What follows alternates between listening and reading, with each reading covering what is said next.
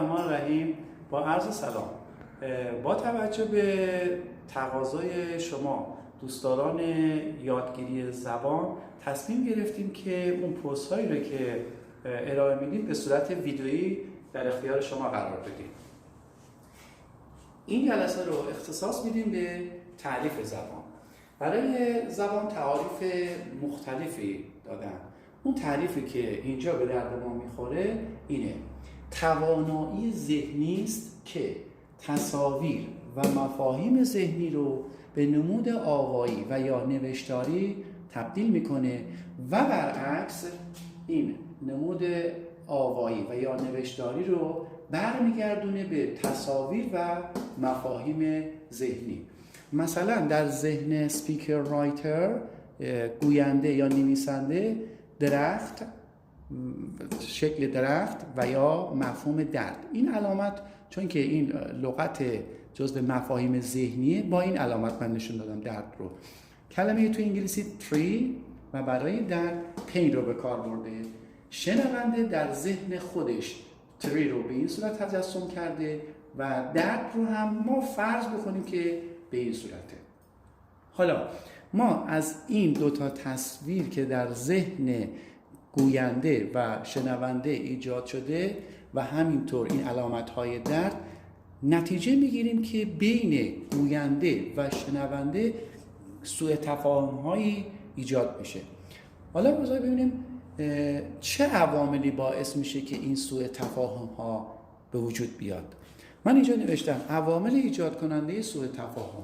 یک، تفاوت‌های فرهنگی، یعنی هر چقدر بین گوینده و شنونده فرهنگشون تفاوت داشته باشه، این سوء تفاهم بیشتره. حالا تفاوت‌های فرهنگی چی هست؟ شامل یک، زبان. مثلا یک فرد فارس با یک فرد انگلیسی زبان صحبت بکنن، شاید اصلا هیچ انتقال مفاهیم صورت نگیره. گویش مثل گویش گیلکی با گویش اصفهانی.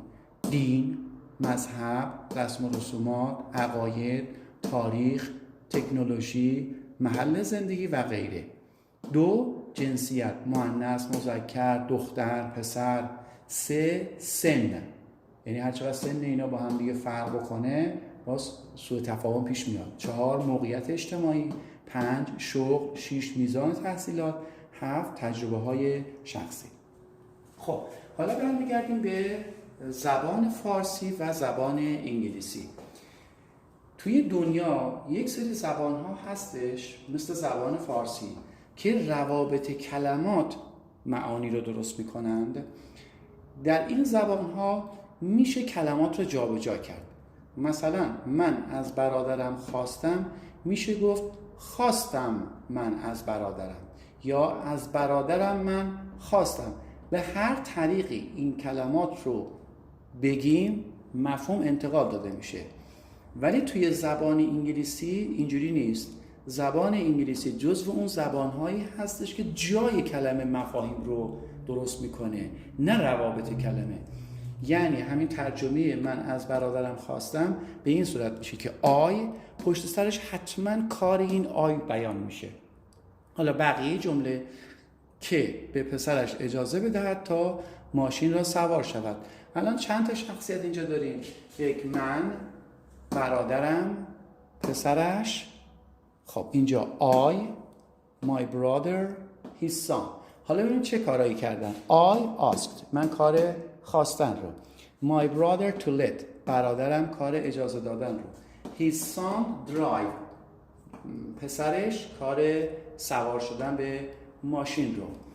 حالا شکلی که برای بیان کار به کار، شکل فعل که برای بیان کار به کار میره، توجه کنید اینجا ایدی داره یعنی گذشته است، اینجا to let، اینجا drive، که در رابطه با شکل اینها بعداً توضیح داده میشه.